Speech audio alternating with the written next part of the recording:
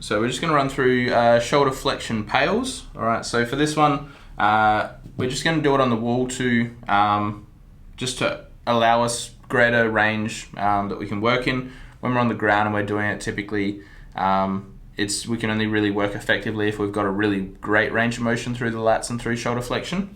But on the wall, it gives us a little bit more flexibility as to what we can actually achieve. So for this one, what we want to do is we want to bring the shoulder into external rotation. All right, so imagine palm facing away from the wall. All right, arm nice and straight. What we're going to then do is walk into the wall. All right, if you can pull your arm off, you're sort of in the right sort of range. All right, go a little bit deeper. If you can pull your arm off, you're in the right range. So just for example's sake, say we're here and we struggle to pull the arm off. This is where we want to be working. So make a fist. Plant the bottom of your hand into the wall. From here, we activate the core, so we lock the core down, we lock everything else down below, so that can't move at all. And then from that position, we're then going to activate at 30% into the wall. So really emphasizing lat working, pushing down through the wall. Hold that for 10 seconds, then we relax off as we take a small step into the wall and sink into it just a little bit. Activate core, push down, get lat activating. All right, if you don't feel lat activating, just come back a little bit. You may have gone too deep into it. We're just working at 30%.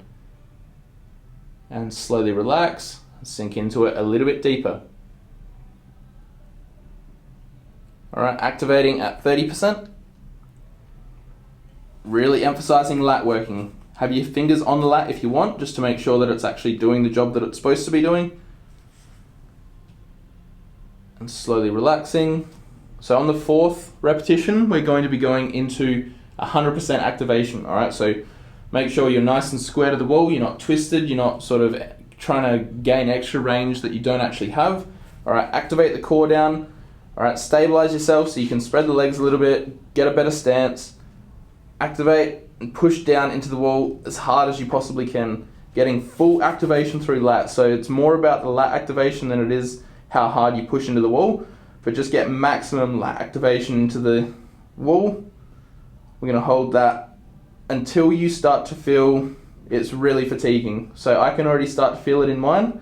I'm starting to fatigue out. After those couple of 30% activations, it doesn't take much to get you to start to fatigue.